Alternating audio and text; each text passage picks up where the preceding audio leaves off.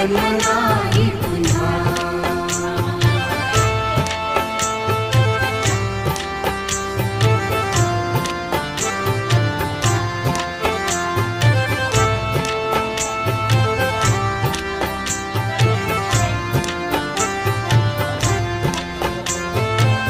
हा जन्म आहे सद्गुरु कृपेचा, हा जन्म आहे सद्गुरु कृपेचा, हा जन्म आहे सद्गुरु कृपेचा. हरि ओम स्वामी समर्थ म्हणा.